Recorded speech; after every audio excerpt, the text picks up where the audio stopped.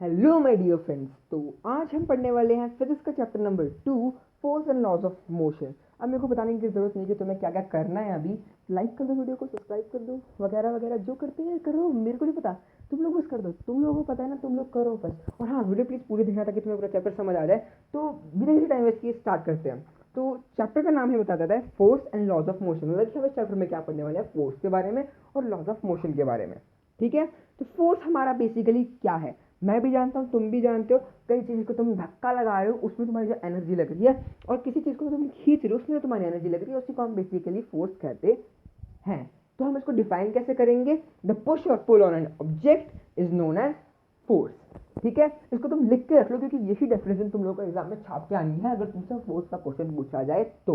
लेकिन हमारे स्कूल वाले हैं हमसे एक कदम आगे, वो हमसे ऐसी वैसी डेफिनेशन नहीं पूछेंगे, वो हमसे एक कदम आगे की डेफिनेशन पूछेंगे। फिर भी तुम लोग इसको पढ़ लेना ताकि तुम्हें पता हो कि तुम्हें कुछ तो आता है भाई, कुछ तो आता है करके। ठीक है, तो आगे बढ़ते हैं। फोर्स का एग्जाम्पल क्या लिखा हुआ है हमें? टू ओपन अ डोर, इधर वी पुश और pull it, a drawer is pulled to open and push to close.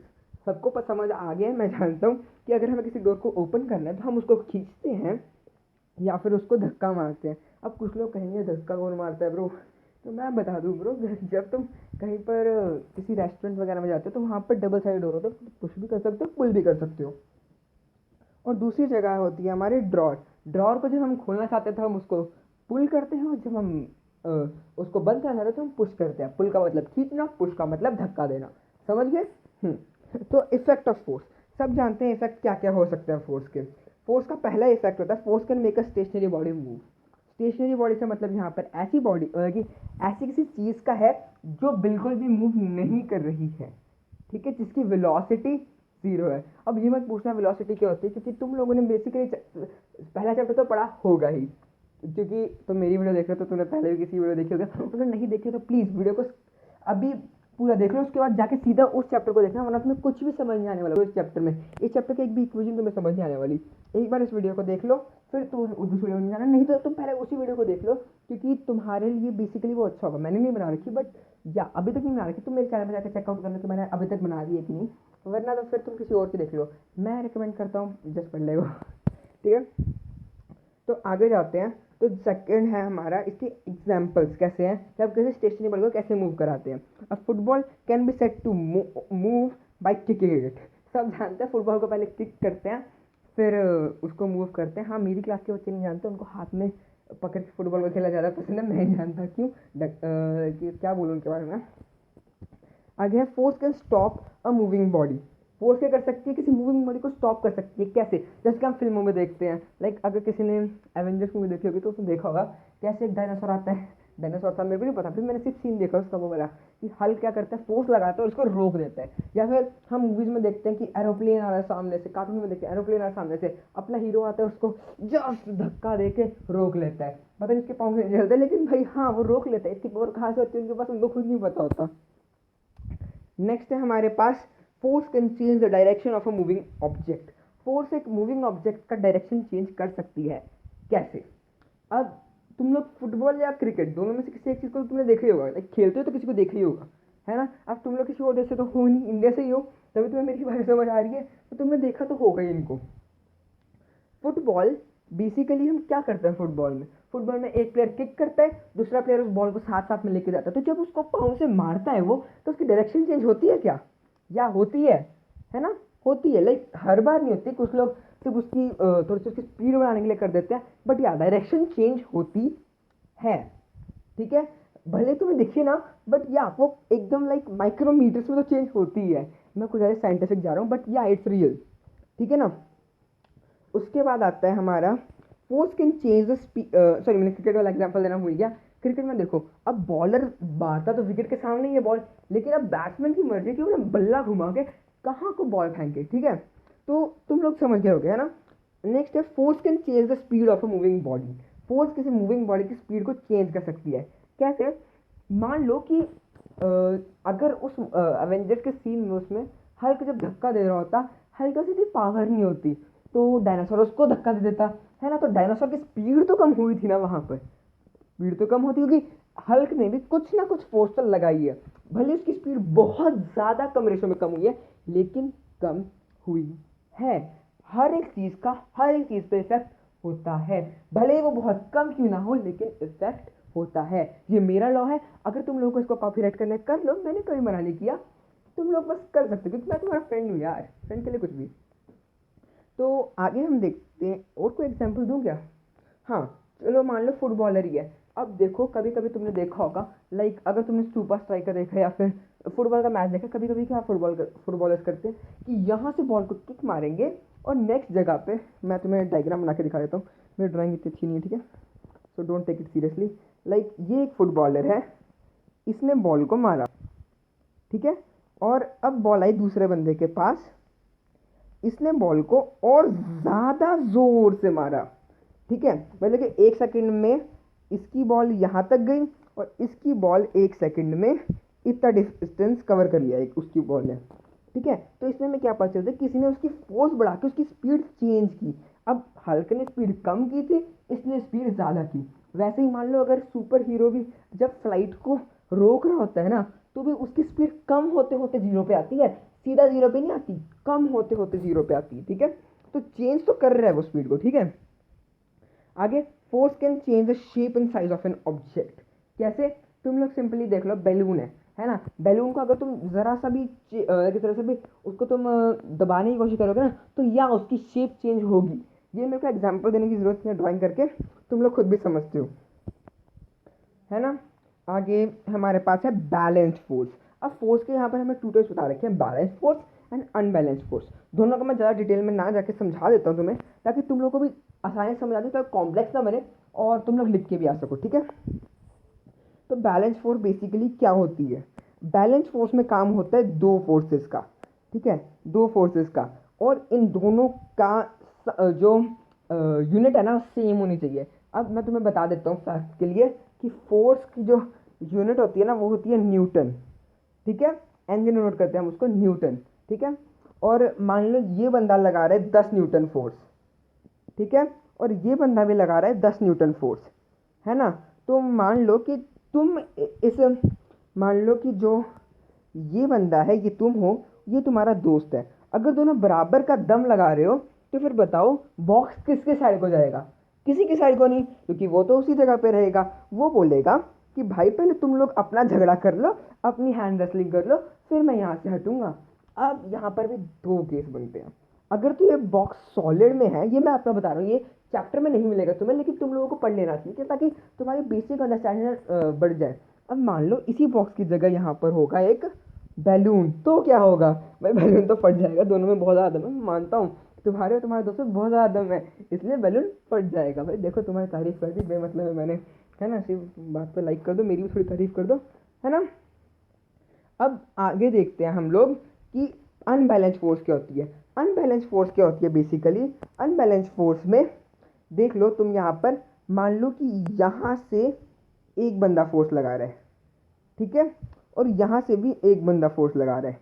तुम यहाँ पर देख सकते हो इसकी फोर्स है 5 न्यूटन और इसकी फोर्स है 2 न्यूटन, ठीक है। मेरे पास अभी स्टाइलस नहीं है, वरना मैं और अच्छा कर देता, बट या तुम लोग इससे काम चला लो, है ना। तो बताओ कि कौन बड़ा है इसमें से, 5 बड़ा या 2 बड़ा? हम सबको पता है 5 बड़ा।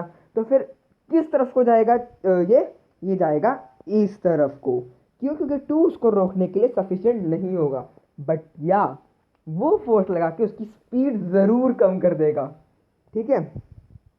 अब मान लो कि यहाँ पर ये 5 न्यूटन फोर्स लगा रहा था, तो जो चीज़ मूव कर रही थी उसकी स्पीड थी कुछ 5 मीटर पर सेकेंड, है ना। तुम इसको ऐसे भी लिख सकते हो 5 मीटर पर सेकेंड करके, है ना। जब उस पर 2 न्यूटन फोर्स लगी तो उसकी स्पीड बन सकती है 3 मीटर पर सेकेंड। अब it's varies on the mass of the body, ठीक है, वो उसके मास पे डिपेंड करते हैं बॉडी के कि वो कितना चेंज हो रहा है। तो तुम लोग अभी तुम्हें ये मैं मतलब कि बता रहा हूँ, एग्जाम्पल के लिए बता रहा हूँ, पर बाद में तुम्हें पता चल जाएगा, ठीक है। हमें पता चल गया दो टाइप की फोर्सेस कौन सी होती है, balance force, unbalance force. Balance मतलब जो दोनों फोर्सेस बैलेंस बना रही हो एक एक दूसरे का, है ना, और अनबैलेंस जिसमें एक ज़्यादा ताकतवर हो और दूसरा थोड़ा कम में, ठीक है।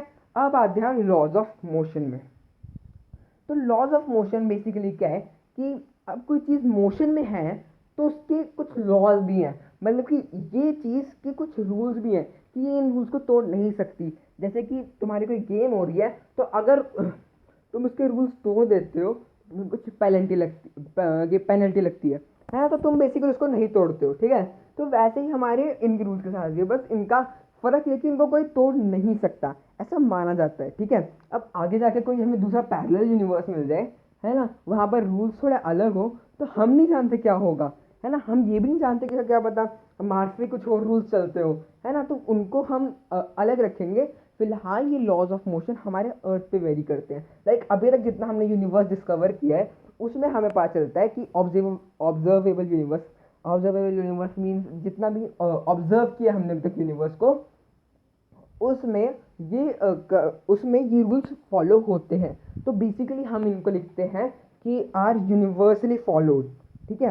मतलब कि ये पूरे यूनिवर्स में एक ही रहते हैं, ये वैरी नहीं करते, मतलब ये चेंज नहीं होते पूरे यूनिवर्स में, ठीक है। तो अब इनको बेसिकली कहा जाता है न्यूटन्स लॉज ऑफ मोशन, क्योंकि इन तीनों लॉज के रचयिता हैं न्यूटन साहब हमारे। न्यूटन ने ही ग्रेविटी को डिस्कवर किया था, इसलिए तुम्हें याद होगा। अगर तुम्हें उसका नाम पूरा नाम याद नहीं है तो मैं बता दूँ, उसका नाम था आइजैक न्यूटन।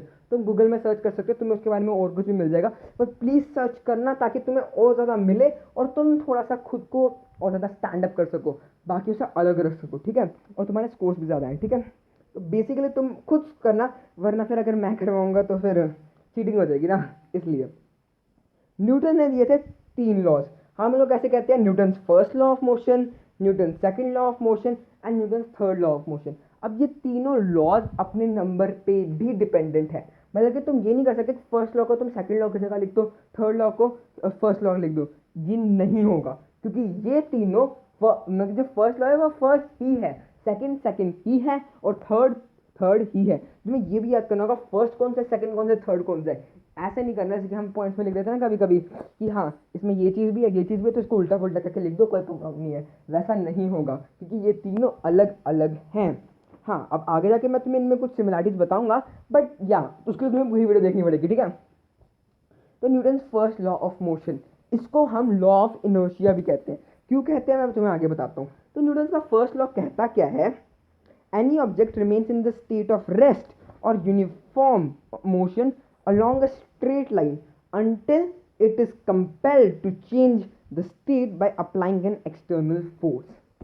यहाँ लिखा हुआ है, बेसिकली मैं तुम्हें हिंदी में समझा देता हूँ कि यहाँ बस इतना लिखा हुआ है कि एक ऑब्जेक्ट रिमेन करता है, मतलब कि रहता है एक ही स्टेट में। कौन सी स्टेट ऑफ रेस्ट, या तो स्टेट ऑफ यूनिफॉर्म मोशन, या तो वो पूरा रेस्ट में ही रहेगा या तो सिर्फ यूनिफॉर्म मोशन में रहेगा, एक स्ट्रेट लाइन में। मतलब कि यूनिफॉर्म मोशन भी है तो स्ट्रेट लाइन में, not in a curve line. क्यों, कर्व लाइन में उसकी डायरेक्शन चेंज हो सकती है, इसलिए सिर्फ स्ट्रेट लाइन में, जब तक है ना उस पर कोई एक्सटर्नल फोर्स अप्लाई नहीं की जाए, बल्कि कोई बाहरी फोर्स अप्लाई ना की जाए, है ना। अब कुछ लोग बोलेंगे कि भाई देखो, अब मान लो हमने एक बॉल ज़मीन पे रखी, है ना, और वो अब स्लाइड डाउन करके अलग जगह को जा रही है ना, तो अब हमने तो कोई फोर्स लगाई नहीं। तो भाई ये बात भी याद रखना कि ज़रूरी नहीं कि वो फोर्स को हम ही लगाएं, क्योंकि फोर्स बाकी चीज़ों से भी लगती है। जैसे कि फर्स्ट तो उसको लगेगी ग्रेविटी की, है ना, सेकंड लगेगी उसको प्रेशर, एयर प्रेशर,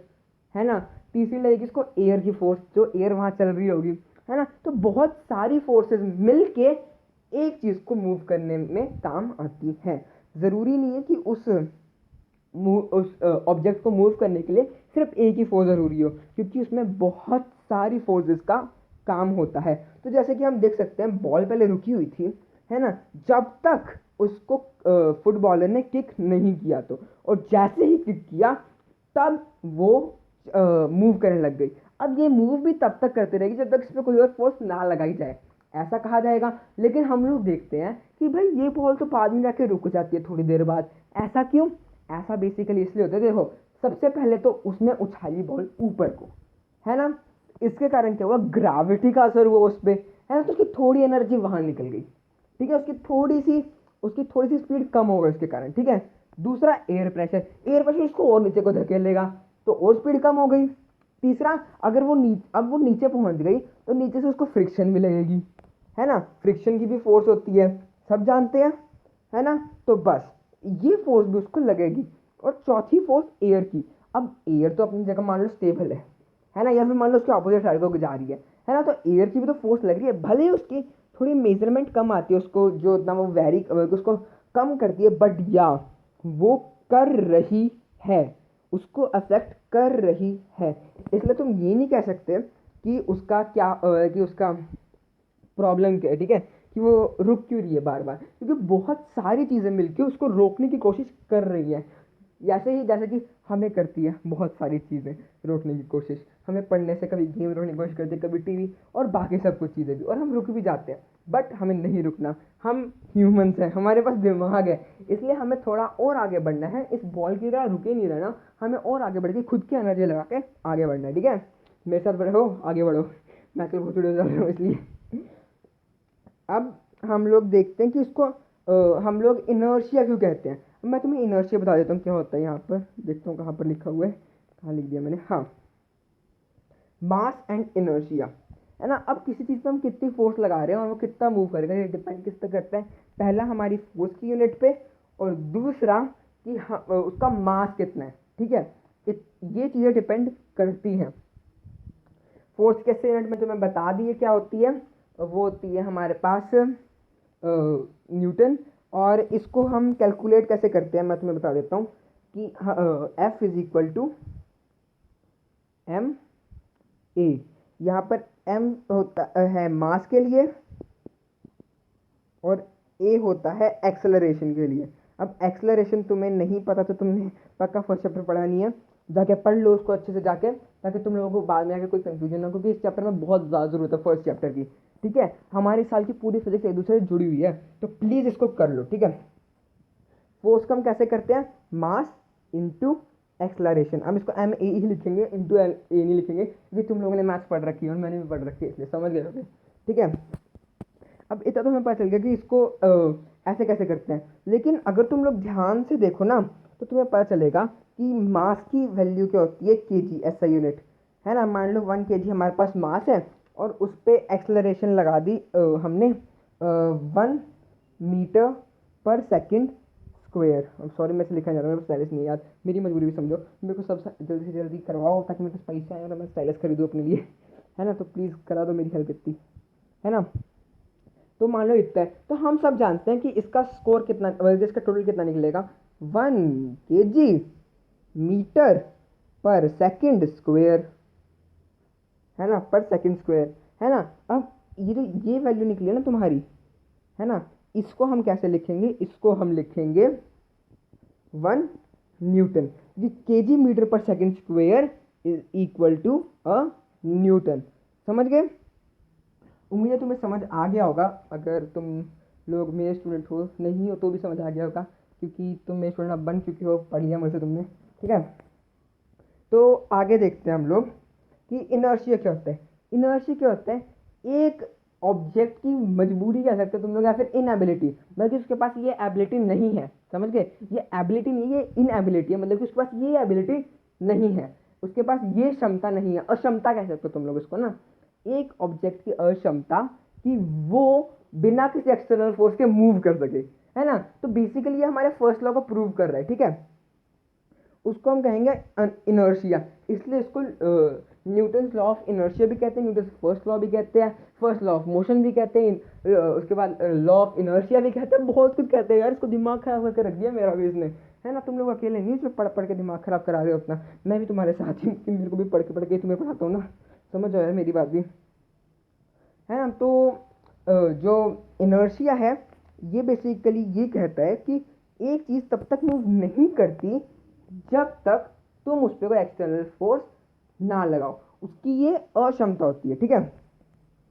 अब हम एप्लीकेशंस पे आ जाते हैं, applications of first law of motion. अब मैं एप्लीकेशन तुम्हें समझा देता हूँ, एप्लीकेशन क्या होती है। एप्लीकेशन मतलब कि कैसे हमारी डेली लाइफ में अप्लाई करता है ना, इसकी डिटेल होती है एप्लीकेशन, ठीक है। तो तुम्हें ये क्वेश्चन एप्लीकेशन से क्वेश्चन पूछे जाएंगे एग्जाम में कि इसकी एप्लीकेशन बताओ, मतलब कि कैसे हमारी डेली लाइफ में इंप्लीमेंट होता है, इसको डिटेल में बताओ। तुम्हें कोई एक एप्लीकेशन बनानी होगी या फिर तुम्हें एप्लीकेशन दे रखी होगी, तुम्हें उसको डिटेल में एक्सप्लेन करना होगा, ठीक है। तो तुम सारी एप्लीकेशन पढ़ लेना, तुम्हारी बुक में जितने में लिखी हुई है, तुम्हें रेफरेंस बुक पक्का मिलेगी स्कूल से, नहीं मिले तो एक खरीद लो ब्रो, क्योंकि तुम्हें बहुत ज़्यादा ज़रूरत है उसकी, ठीक है। और अगर तुम्हें पता करना है कौन सी खरीदना है तो मैं नहीं बताऊंगा, क्योंकि मेरे को खुद नहीं पता, तो मेरे को स्कूल से मिली हुई है, तो मैं नहीं बता सकता तुम्हें, तो ये तुम्हारी चॉइस है, तुम लोग गूगल कर लो, जो करना है कर लो, तुम्हें पता चल जाएगा, ठीक है। नहीं तो मैं तुम्हें समझाने के लिए बैठा हुआ हूँ, तुम्हें चिंता करने की कोई ज़रूरत नहीं है, ठीक है। तो सबसे पहला क्या आता है इसका, अब मान लो कि तुम एक बस से जा रहे हो, ठीक है। यहाँ पर मैं इसको पढ़ूंगा नहीं, तुम लोग स्क्रीनशॉट खींच लो या फिर पढ़ लो इसको, है ना। नहीं तो मैं हो, अगर तुम लोग डिस्क्रिप्शन में देखो कि मैंने लिंक दे रखा है इसके पीडीएफ का कि नहीं, वरना तुम लोग देख लो, वरना तुम लोग इसका स्क्रीनशॉट खींच लो, ताकि तुम लोगों को भी आसानी हो इसको पढ़ने में, ठीक है। तो हम जब इसको देखते हैं तो हमें क्या पता चलता है कि अ बस person standing inside a bus falls backward when the bus starts moving suddenly. अब मैं तुम्हें इसको समझाता हूँ ड्रॉ करके, क्योंकि वैसे मेरे से होगा नहीं, बट यार समझा देता हूँ मैं तुम्हें। मान लो ये है एक बस, है ना, इसमें है एक इंसान, है ना। तो जैसे ही ये स्टार्ट होगी ना बस, यहाँ क्या होगा, इस इंसान को ना धक्का लगेगा, है ना, और ये ऐसे हो जाएगा, है ना। यानी कि इसको यहाँ इस तरफ को फोर्स लगेगी, क्यों लगेगी, क्योंकि इसकी इनएबिलिटी है, मतलब कि इसकी क्षमता नहीं है कि जैसे ही बस स्टार्ट हो वैसे ये भी स्टार्ट हो जाए, है ना। क्योंकि अब उस टाइम हमारा दिमाग किस बात पे फोकस करता है, उस टाइम हमारा दिमाग फोकस करता है कि या हम यहाँ पर हैं, यहीं पर रहेंगे क्योंकि बस रुकी हुई है ना। और जैसे सडनली बस स्टार्ट होती है, वैसे ही हमें हमारी बॉडी का जो नीचे वाला पोर्शन बस से टच होता है ना, उसको तो वो तो उसके साथ साथ चलते रहता है, लेकिन उसके साथ जो हमारा ऊपर वाला पोर्शन होता है ना, ये इसके साथ कंपैटिबल नहीं रहता, क्योंकि ये तो किसी चीज़ से टच है नहीं, है ना। ये जो इतना वाला पोर्शन है ना हमारा, ये किसी चीज़ से टच नहीं होता, तो ये इसको अब जब हम लोग देखेंगे तो एक सेकंड बाद ना हमारे इस वाले पोर्शन को, जो ये वाला पोर्शन है ना, इसको लगेगा कि ये यहाँ पर है ना, और बाकी पोर्शन को लगेगा कि ये यहाँ पर है ना। तो क्योंकि हमारी बॉडी अब टूट तो सकती नहीं, इसलिए ये जुड़ी हुई, ऐसे जुड़ी हुई रहती है, और इसको ऐसा लगता है कि ये ऐसी हो गई है, ठीक है ना। तो बेसिकली ये होता है, अब तुम कहीं पर भी एक बस में बैठोगे ना, तुम्हें ऐसा सच्ची में लगेगा, है ना। और दूसरा केस क्या आता है इसमें, मान लो बस है हमारे पास, चल रही बस है, ठीक है ना, ये ऑलरेडी चल रही है, तुम लोग ये नहीं कह सकते कि अभी चलिए, ठीक है। इसमें बंदा अगर मान लो ऐसे, अब उसने अपनी बॉडी को बना लिया ऐसा कि हाँ मेरी बॉडी अब यहाँ पर है, बस चल रही है और मेरी बॉडी का कंडक्ट है पूरी बस के साथ, है ना। बंदे ने खुद को सुटेबल कर लिया, अडॉप्ट कर लिया। हमारे इंसानों की यही क्षमता होती है कि हम अडॉप्ट कर सकते हैं, इसलिए अभी तक इंसान जी रहे हैं, वरना नहीं जी रहे होते, है ना। बायोलॉजी का हो गया, फिर भी मैं तुम्हें बता रहा हूँ, ठीक है। अब जैसे ही बस रुकती है, जो कि ब्रेक लगाता है ड्राइवर, है ना, यहाँ पर ब्रेक होती है, ऐसे मेरे को पता नहीं कैसे होती है ना, मेरे को नहीं पता, क्योंकि मैंने नहीं चलाता बस यार, मैं नहीं चलाता बस, तुम लोग चला कि कोई और चलाता होगा, बट मैं नहीं चलाता, ठीक है। तो अब इसके पाँव को तो लगता है कि हाँ मैं रुक गया, है ना, लेकिन इसकी बॉडी तो, उसका सिर तो यहीं पहुंच जाता है ना, क्यों, क्योंकि उसको लगता है कि हाँ बस तो अभी भी चल रही है, तो ये आगे की तरफ पुश होता है, इसलिए हमें पुश मिलता है आगे की तरफ, ठीक है। इतना तुम समझ गए होगे तो तुम बहुत इंटेलिजेंट हो यार, क्योंकि शायद मेरे को समझाना नहीं आया, बट या तुम समझ गए तो तुम बहुत इंटेलिजेंट हो, ये तो बात समझ लो, है। तो ये इनएबिलिटी होती है एक पर्सन की, कि वो एक जगह, मतलब कि वो एक जगह पर रुके रहे बिना किसी फोर्स की, है ना। तो ये वही लिखा हुआ है सेकंड पॉइंट भी, है ना। तो बाकी भी तुम लोग अब पढ़ लो ना, ताकि तुम लोगों को प्रॉब्लम ना हो आगे जाके, ठीक है। तो मैं आगे जाता हूँ Newton second law of motion पे, ठीक है। अब न्यूटन का सेकंड लॉ क्या कहता है, न्यूटन का सेकंड लॉ बेसिकली यह कहता है कि the rate of change of momentum of an object is directly proportional to the applied unbalanced force क्या लिखा है यहाँ पर, applied unbalance force in the direction of force. अब यहाँ पर ये लिखा हुआ है, मैंने अलग डेफिनेशन याद की है, मैं तुम्हें बताता हूँ। The rate of change of momentum is directly proportional to the applied unbalance force on it. Direction of the force लिखने की तुम्हें जरूरत नहीं है, ऑन इट भी लिख दोगे तो तुम्हारा काम चल जाएगा, ठीक है ना। अब इसका मतलब क्या है, अब डायरेक्टली प्रोपोर्शनल का मतलब होता है कि अगर ये क्वांटिटी बढ़ेगी तो ये क्वांटिटी भी बढ़ेगी। मान लो मेरे पास अगर इतना खाना मैंने खा लिया, मतलब अगर मैंने ज़्यादा खाना खा लिया तो मेरे पास एनर्जी भी ज़्यादा आएगी, है, सबको पता है ना। और अगर मैंने इतना ज़्यादा भाग लिया तो फिर मेरे पास एनर्जी भी कम हो जाएगी, है ना। मतलब कि मैंने कंज्यूम जितना किया था उसको कम हो रहा है ना, वो उसकी एनर्जी कम हो रही है, तो मेरे जो भागने की एनर्जी होगी वो भी कम हो जाएगी। तो ये हो गया डायरेक्टली प्रोपोर्शनल, मतलब कि अगर एक चीज़ कम होगी तो दूसरी चीज़ भी कम होगी, एक चीज़ ज़्यादा होगी तो दूसरी चीज़ भी ज़्यादा होगी। और इन्वर्सली प्रोपोर्शनल अभी अभी नहीं है तुम्हारा इन्वर्सली प्रोपोर्शनल, बट मैं तुम्हें बताता हूँ क्योंकि वो आगे आने वाला है, तो तुम्हें अगर पहले से पता हो तो तुम्हें थोड़ी सी हेल्प मिल जाती है। इन्वर्सली प्रोपोर्शनल का मतलब ये होता है कि अगर ये क्वांटिटी बढ़ेगी तो ये क्वांटिटी घटेगी। जैसे कि मान लो कि एक जगह पर घास चरने के लिए आ गई 12 गाय, है ना, पहले 10 थी, है ना, पहले 10 थी तो वो 10 दिन में घास खा लेती थी, लेकिन अब 2 बढ़ गई हैं तो उसके उनकी स्पीड भी बढ़ेगी ना 10 को खाने की, तो मान लो अब ये हो जाएगा 8 दिन, है ना, तो 12 गाय 8 दिन में खा लेंगी। तो देखो ना, ये क्वांटिटी बढ़ी तो ये क्वांटिटी घटी, ठीक है, क्योंकि ये क्वांटिटी बढ़ी तो ये क्वांटिटी घटी क्या बढ़ी, यार मैं खुद कंफ्यूज हो रहा हूँ अब, है ना, मैंने थोड़ा सा गलत लिखा शायद, बट या इट्स द फैक्ट। अच्छा हाँ, मैंने गलत बनाया, एरो गलत लाई थी, सॉरी, है ना, वो ऐसे था कि 12 8 10 10, है ना, तो अगर ये क्वांटिटी बढ़ रही है तो ये क्वांटिटी घट रही है, ठीक है, मतलब कि ये माइनस में आ रही है, ये +2 है तो ये -2 है ना, समझ गए। तो बस ऐसे ही ये क्वांटिटी घट रही है तो ये क्वांटिटी, मतलब कि ये क्वांटिटी बढ़ रही है तो ये क्वांटिटी घट रही है। मैं कंफ्यूज हो गया, थक गया बोल बोल के, है ना। तो हम देख सकते हैं कि क्या होता है डायरेक्टली प्रोपोर्शनल, क्या होता है इन्वर्सली प्रोपोर्शनल। अब हम देखते हैं मोमेंटम क्या होता है। मोमेंटम बेसिकली क्या होता है कि मोमेंटम हम सिंपली लिखते हैं mass into its, the momentum is the power of motion of an object, जिसको हम ये भी कहते हैं कि मास इनटू वेलोसिटी, कि अगर इस चीज़ का इतना मास लाइक 1 kg है और अगर ये 1 मीटर पर सेकंड की स्पीड से जा रही है तो इन दोनों को मल्टीप्लाई करने पर जो आएगा वो हमारा मोमेंटम होगा, ठीक है। इसकी अब केजी को अगर तुम मीटर पर सेकंड से मल्टीप्लाई करोगे तो तुम्हारी ऐसा यूनिट क्या आती है, सब जानते हैं, केजी मीटर पर सेकंड, तो ये तुम्हारी मोमेंटम की है एसआई यूनिट, ठीक है, ये तुम्हारी मोमेंटम की एसआई यूनिट है। अब तुम समझ गए होगे मैं कहना क्या चाहता हूँ, है ना। तो अब momentum, rate of change of momentum, मतलब कि ये मोमेंटम हमारी चेंज हो रही है, लाइक ये है हमारा मोमेंटम, है ना, जो चेंज हो रही है, लाइक सी मैंने लगा दिया चेंज के लिए, है ना, the rate of change of momentum. अब रेट है मतलब कितना, इतने टाइम में ये इतना चेंज हो रही है, तो नीचे टाइम भी लगेगा, ठीक है, इतना समझते जाओ तुम लोग बस, है ना, मैं तुम्हें बाद में समझा दूंगा, है ना। तो बेसिकली हमने पहले लिखना है इसको क्या बोल रही है ना, तो चेंज ऑफ मोमेंटम, ये चेंज, ये हमारा ऑफ गायब है, इनविजिबल है, ये मोमेंटम है हमारा, और रेट है, क्योंकि रेट है, रेट का रेट क्या होता है तुम्हें बताओ, है ना, मतलब कि कितना परसेंटेज है उसका, या फिर हम लोग कह सकते हैं कि वो इतनी चीज़ में इतना कितना है, मतलब कि सर मैं क्या बोल रहा हूँ, मतलब कि अगर ये चीज़ इतनी है तो ये कितने में इतनी है ना, ऐसे कह सकते हैं। या फिर तुम लोग खुद सोचो कि क्या बोलने की कोशिश करो, तुम उसको बोलने की कोशिश करो फिर तुम्हें समझ आ जाएगा, ठीक है ना। मतलब कि इतने टाइम में ये कितना है, इसको हम rate of change of momentum कह देंगे, मतलब कि इतने टाइम में कितना चेंज हो रहा है मोमेंटम में, इसको हम rate of change of momentum कह देंगे, है ना। इज डायरेक्टली प्रोपोर्शनल, है ना, मतलब कि ये फोर्स, जो हमारे पास फोर्स है ना हमारी, कि हम लोग इतनी फोर्स अप्लाई कर रहे हैं, ये इसके डायरेक्टली प्रोपोर्शनल है, किसके, change in momentum upon time, है ना, ये इसके डायरेक्टली प्रोपोर्शनल है ना।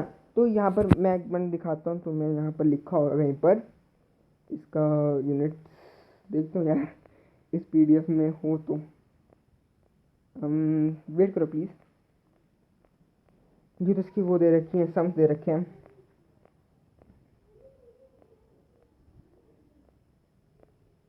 Second law of motion suppose mass इतना, हाँ ये है जो तुम्हें दिख रहा है ना, ये है न्यूटन का सेकंड लॉ ऑफ मोशन जो डिराइव करता है। अब यहाँ पर मैं तुम्हें बताता हूँ कि ये कैसे बना, मतलब कि लाइक ये कैसे बना, मैंने तुम्हें सीएम दिखाया था, ये कैसे बना। अब देखो मोमेंटम में चेंज हो रहा है, ठीक है, मोमेंटम में वहाँ हमने बताया था सी एफ, मतलब कि चेंज इन मोमेंटम, है ना। तो मोमेंटम में चेंज कैसे होगा, तुम कैसे बता सकते हो कि हाँ इतना चेंज हुआ है मोमेंटम में, कैसे बता सकते हो कि पहले इतना था ये अब इतना है, तो बीच का जितना हुआ वो हमारा हो गया, तो माइनस करेंगे हम उससे चेंज को, है ना। तो पहले वाले को हम क्या कहते हैं, है ना, क्योंकि अब ये मोमेंटम क्या होता है, वेलोसिटी को मल्टीप्लाई करके आता है ना। तो एम इंटू ए होता है ये, है ना, मास इंटू वेलोसिटी मोमेंटम होता है हमारा, है ना। तो यहाँ पर हमें पता है, यहाँ पर वैसे तो मोमेंटम को पी से डिनोट करते हैं, लेकिन यहाँ पर हम लोग एम से करेंगे, क्यों मेरे को भी नहीं पता, ठीक है ना। अब यहाँ पर हम लोग देख सकते हैं कितना होगा ये पी। अब देखो ये होगा, पहले तो हमारा होता है इनिशियल, मतलब कि कहाँ से स्टार्ट, कहाँ से, यहाँ पर ये एंड हुआ है, कि बड़े से छोटे को करेंगे ना, तो एंड कहाँ से हुआ उसको हम क्या कहते हैं, जहाँ पर एंड हुआ उसको हम कहते हैं फाइनल मोमेंटम, है ना, फाइनल मोमेंटम कहते हैं। और जहाँ पर स्टार्ट हुआ था उसको हम कहते हैं इनिशियल मोमेंटम, है ना। तो इनकी वैल्यू क्या होगी, इनकी वैल्यू होगी M V minus M U. ये हम जानते हैं v is equal to final velocity और u is equal to initial velocity, सब जानते हैं, क्योंकि अगर तुम्हें पिछले चैप्टर पढ़ा होगा तो ध्यान से, है ना, तो तुम्हें पता होगा इसके बारे में। अगर नहीं पता है तो भाई प्लीज़ पढ़ लो, क्योंकि तुम्हें इस चैप्टर का कुछ समझ ही नहीं आएगा उसके बिना, है ना। तो प्लीज़ जाके पढ़ लो उसको, ठीक है। अब यहाँ पर हम देखते हैं कि हमारे पास कितना मोमेंटम आ रहा है और कितना हमारे पास आ रहा है, हमारे पास कितना इनिशियल मोमेंटम आ रहा है, और उसको माइनस करेंगे हम फाइनल मोमेंटम से, ठीक है। तो उसको अब हम यहाँ पर लिख रहे हैं ना, जैसे कि M V minus M U. तो हमें पता है मैथ्स में इसको कैसे लिखते हैं। अब यहाँ पर हमारे पास आ रहा है वी और यहाँ पर आ रहा है यू, और यहाँ पर हमारे पास एम दोनों में सेम है, तो हम इसको ऐसे भी लिख सकते हैं ना, M into V minus U, है ना, हम इसको ऐसे लिख सकते हैं, सब जानते हैं हम इसको ऐसे लिख सकते हैं, ठीक है। तो यहाँ पर वैसे ही हमारे पास यहाँ पर M into V minus U आ गया, और बाकी एफ यहाँ पर कांस्टेंट और टी यहाँ पर कांस्टेंट है। अब मैं तुम्हें एक और बात बता दूँ कि यहाँ पर हमारे पास ये जो आधा सा साइन बना हुआ है, ये किस चीज़ का है, ये इसका मतलब होता है डायरेक्टली प्रोपोर्शनल टू, ठीक है। जैसे कि इज इक्वल टू होता है ना, मतलब कि इज इक्वल टू मतलब कि ये इसके इतना इक्वल है, वैसे डायरेक्टली प्रोपोर्शनल टू कि ये इसका इतना प्रोपोर्शनल है, अगर ये बढ़ेगा तो वो भी बढ़ेगा, ये घटेगा तो वो भी घटेगा, ठीक है। तो यहाँ पर हमें पता चलता है कि फोर्स डायरेक्टली प्रोपोर्शनल है इसके, है ना। तो अब यहाँ पर हम इसको जब सॉल्व करेंगे, तो जैसे कि हमें पता है कि v minus U upon T क्या होता है, ये क्या होता है, ये इज इक्वल टू एक्सलरेशन का फॉर्मूला है। ये सबको पता है कि final momentum minus initial momentum upon time is equal to acceleration. Acceleration का हमें यही फॉर्मूला था। अगर तुम भूल गए हो कोई बात नहीं, यहाँ पर तुम्हें सब कुछ याद आ जाएगा अगर तुमने पढ़ा है तो, है ना। तो अब v minus U upon T तो एक्सलरेशन आ गया, है ना। तो हम इसको लिख सकते हैं f is directly proportional to हमारा एम ए, क्योंकि m स्टैंड फॉर यहाँ पर mass and a stand for acceleration, ठीक है। और हमारे पास यहाँ पर क्या है, हमारे पास यहाँ पर है इज डायरेक्टली प्रोपोर्शनल टू। अब हम इज डायरेक्टली प्रोपोर्शनल लिख सकते हैं सीधा, नहीं लिख सकते, मैथमेटिकल इक्वेशंस में नहीं माना जाता है इज डायरेक्टली प्रोपोर्शनल टू को, है ना। तो हम इसको कन्वर्ट करते हैं इज इक्वल टू में। अब कैसे कन्वर्ट करते हैं, हम लोग क्या ले लेते हैं कांस्टेंट, मतलब कि दोनों जगह पर कांस्टेंट रहेगी टर्म, ठीक है, मतलब कि इसको चेंज नहीं कर सकते, ऐसी टर्म होती है ये, है ना। तो हमें पता है कि अब हम लोग यहाँ पर हम लोगों ने देखा कि यहाँ पर हमारे पास m यहाँ पर 1 वैल्यू है इसकी, है ना, u की वैल्यू भी 1 है, यहाँ पर f की वैल्यू भी 1 है। तो हम कांस्टेंट क्या ले सकते हैं, यहाँ पर ले सकते हैं हम कांस्टेंट k को ये मान के कि ये भी 1 है, ठीक है, ये मान के हम इसको कांस्टेंट ले सकते हैं, ठीक है।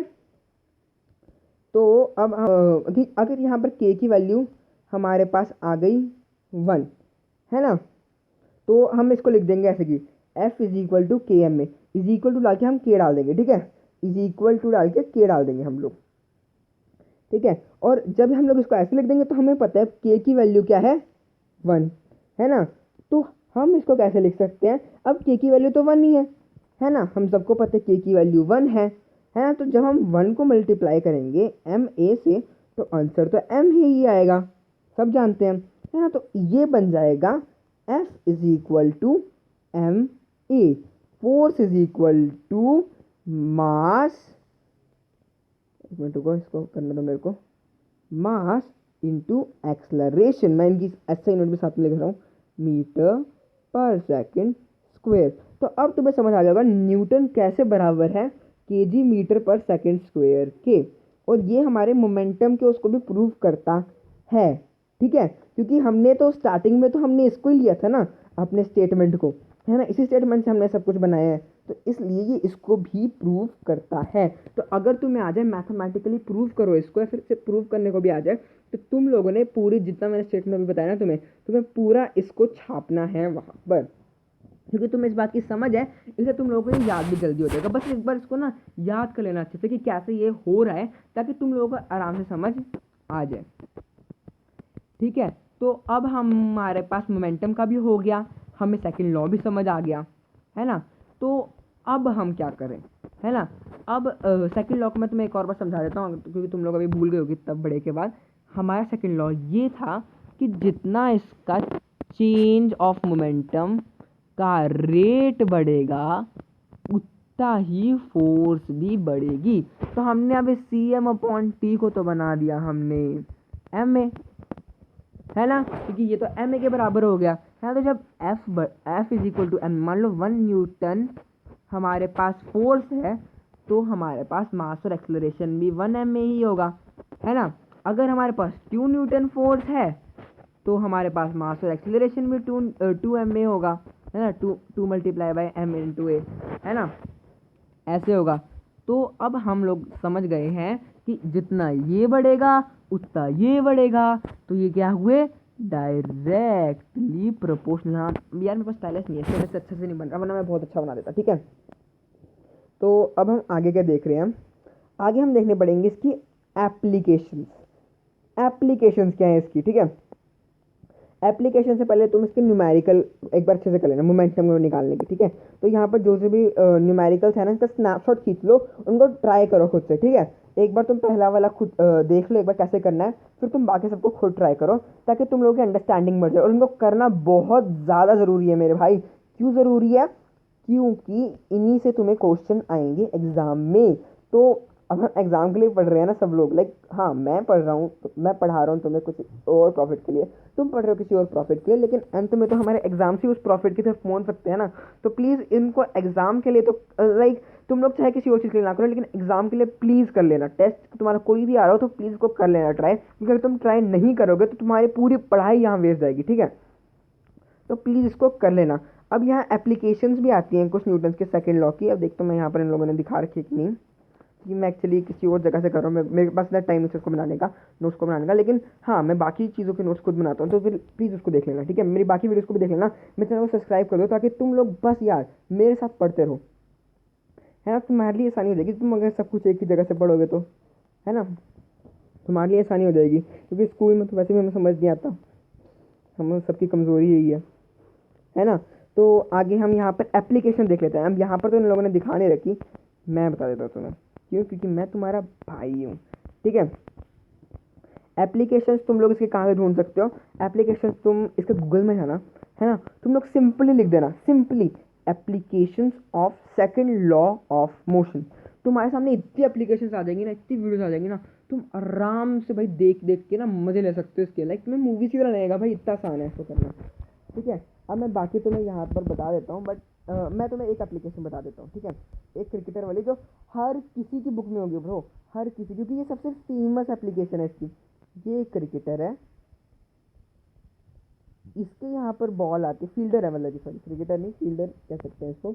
तो ये बॉल को पकड़ने के लिए क्या करेगा, अपने हाथ को यहाँ से ले आएगा यहाँ तक। क्यों क्यों ले आएगा ये यहाँ से यहाँ तक, ये इसलिए लाएगा क्योंकि इसके पीछे साइंस है। क्रिकेटर हमारा साइंस पढ़ के आया यहाँ पर। ठीक है, अब देखो क्या हुआ इससे।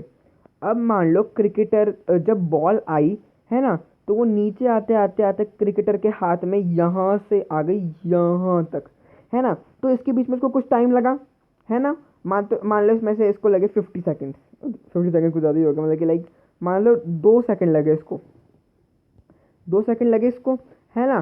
तो हम लोग सब लोग जानते हैं कि अगर यहाँ पर हमें जानते हैं चेंज ऑफ मोमेंटम, समझते हो ना, चेंज ऑफ मोमेंटम क्या हुआ तुम्हारा, चेंज ऑफ मोमेंटम हुआ हमारे पास m into V upon m into V minus U upon T, है ना। तो अगर यहाँ पर हमारा t बढ़ जाए तो ये ऑटोमेटिकली कम हो जाएगा, है ना, क्योंकि अगर ये मल्टीप्लाई हो गया 2 से तो ये तो 2 से डिवाइड हो रहा है ना, समझ रही हो ना, इसलिए तो ये तो कम हो जाएगा, ये जाएगा घाटे में, ये जाएगा प्रॉफिट में, है ना।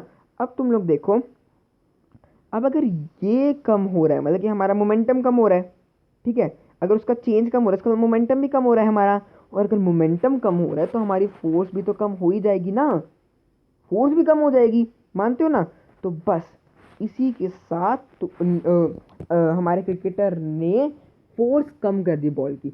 अब जब फोर्स कम लगेगी बॉल से तो उसके हाथ में कम दर्द होगा ना, है ना। अब उसका ये हाथ है, लाइक मैं डोरेमोन स्टाइल हाथ बना रहा हूँ, है ना, उसमें ये बॉल लगी। अब तुम लोग देखो ना, अगर तुम लोग किसी चीज़ के ऊपर जोर से कुछ चीज़ मारते हो तो उसमें दर्द तो होती है ना, उसमें दर्द तो होती है ना। तो जितना ज़्यादा टाइम लगेगा उतनी ही दर्द, जितना ज़्यादा टाइम लगेगा उतनी ही दर्द कम होगी, समझ आ गया। हाँ मेरे अच्छे मित्र, इनको सब समझ आता है ना। तो अब मैं क्या सोच रहा हूँ कि इस वीडियो को यहीं तक रहने दें या फिर और बढ़ा दें, बढ़ा देते हैं, ठीक है। थर्ड लॉ में मैं तुम्हें समझा देता हूँ, उसके बाद हम पार्ट 2 का देखेंगे, ठीक है।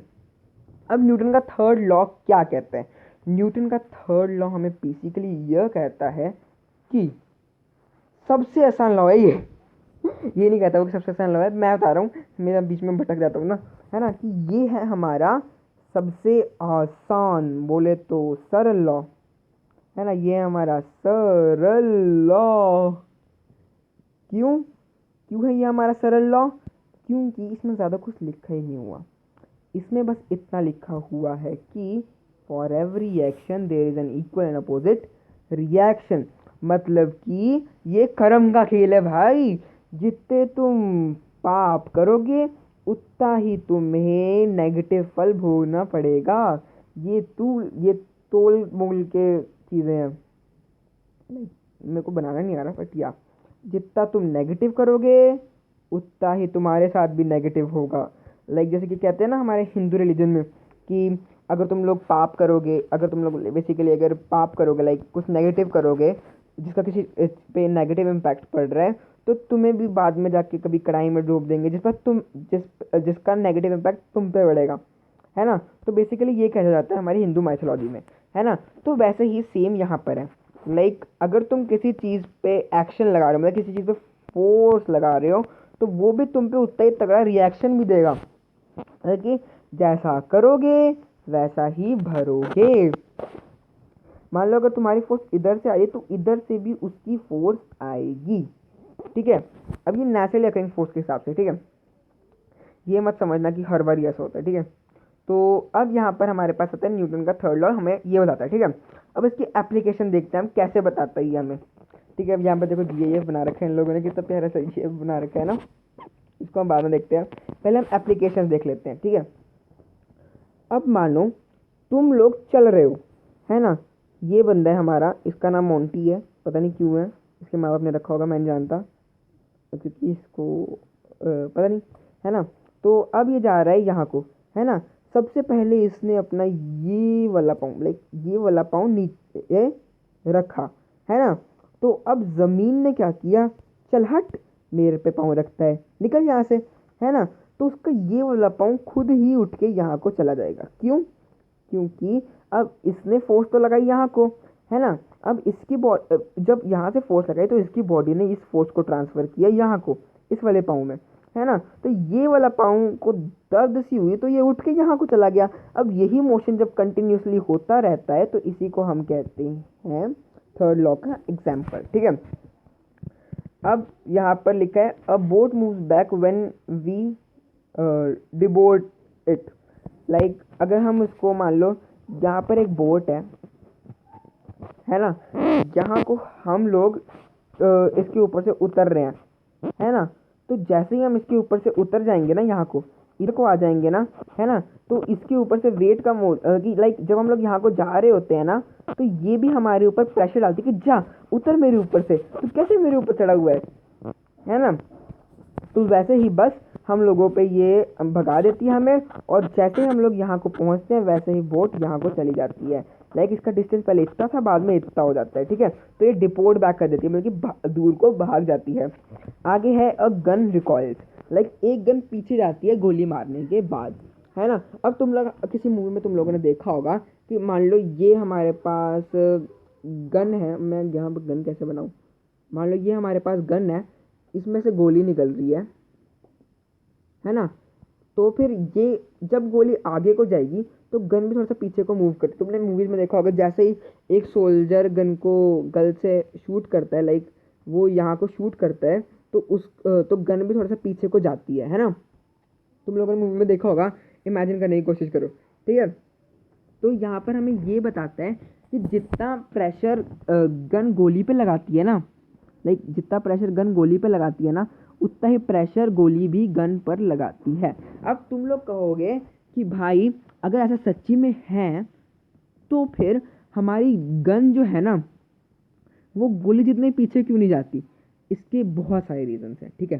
पहला, एक बुलेट होती है ज़्यादा से ज़्यादा 50 ग्राम, लाइक 10-15 ग्राम की, ठीक है, 10 ग्राम की। और हमारी जो गन होती है ये होती है लाइक 500 ग्राम्स की, है ना। तो जब मास बढ़ता है तो फिर उस पर फोर्स भी कम असर करेगी, लाइक हमने पढ़ रखा है ना। जितना ज़्यादा उसका मोमेंटम होगा उतनी उस पर फोर्स कम असर करेगी, कि लाइक जितना ज़्यादा होगा उस पर मास उतना ही ज़्यादा उस पर फोर्स कम असर करेगी, है ना।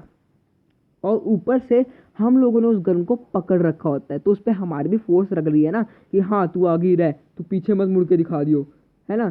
तो इसलिए वो गन को पीछे जाने से रोकती है। और गन सिर्फ थोड़ा सा ये पीछे जाती है क्योंकि इम्पैक्ट पड़ता है, चाहे थोड़ा सा पड़े लेकिन पड़ता है, चाहे हम उसको फील ना कर सके बट या वो पड़ता है। और नेक्स्ट बता रखा है इन लोगों ने रोइंग ऑफ अ बोट, कि मान लो ये अगर तुम्हारी बोट है, यहाँ पर तुम चप्पू चला रहे हो रोइंग को बेसिकली चप्पू चलाने कहेंगे।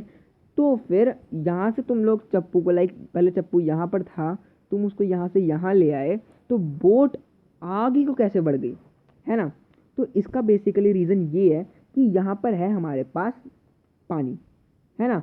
तो अब जितना प्रेशर हम पानी को यहाँ को मूव करने के लिए लगाते हैं, उतना ही प्रेशर क्या करता है, पानी हमारी बोट को आगे मूव करने में लगा देता है। वैसे वो लगाता तो हम पे है, लेकिन वो जो फोर्स है वो ट्रांसफर होकर बोट तक पहुंच जाती है। अब उसको और डिटेल में आगे जाके पढ़ेंगे। तो तुम लोग बेसिकली टेंशन मत लो, मैं तुम्हारे तक साथ हूँ ना, तुम लोग हर चीज़ के साथ वाकिफ होगे। अब तुम लोग यहाँ पर देख सकते हो कि जो यहाँ पर ये ट्रक है ना, पहले तो बड़ी फोर्स आ रही थी, लेकिन जैसे ही इसके साथ टक्कर हुई वैसे इसकी फोर्स कम हो गई। ऐसा क्यों हुआ? ऐसा बेसिकली इसलिए हुआ क्योंकि यहाँ पर जो फ्रिक्शन फोर्स इस गाड़ी पे लग रही है ना, वही अब इस ट्रक पे भी लग रही है, ठीक है। तो हर चीज़ की फोर्स हर जगह पर लगती है।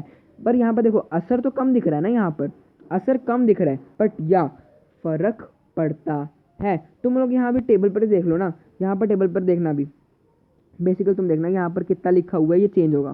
देखो अभी ये 20 है ना, अब ये वाला 15 बन जाएगा और ये भी 15 बन जाएगा। तो बेसिकली यही होता है मेरे भाई। इसकी वेलोसिटी जब ज़्यादा थी, जैसे इसने टक्कर मारी तो हमारी गाड़ी ने उस पर और ज़्यादा उस पर फोर्स लगाई थी, और इसी वजह से दोनों की वेलोसिटी सेम हो गई, है ना। इसका देख लो तुम लोग, यहाँ पर मोमेंटम पहले 60 था, 45 हो गया इसका, पहले 0 से 15 हो गया, है ना। तो ऐसे ही बेसिकली इनका सब कुछ चेंज होता है, और ये प्रूव करता है हमारे मोमेंटम को, है ना। अब नेक्स्ट आता है हमारे पास law of conservation of momentum. ये इस चैप्टर में सबसे ज़्यादा दिमाग खा लेने वाला फॉर्मूला लेके आ रही है, बट या हम कोशिश करेंगे कि हम इसको आसानी से समझ लें, ठीक है। पर ये कोशिश होगी हमारी नेक्स्ट क्लास में, क्योंकि भाई देख लो यहाँ पर ना मेरा भी बहुत ज़्यादा टाइम हो चुका है, तुम लोगों को भी शायद इतना देर फ़ोन नहीं देखना चाहिए, ठीक है। तो हम इसको नेक्स्ट पार्ट में कवर कर लेंगे।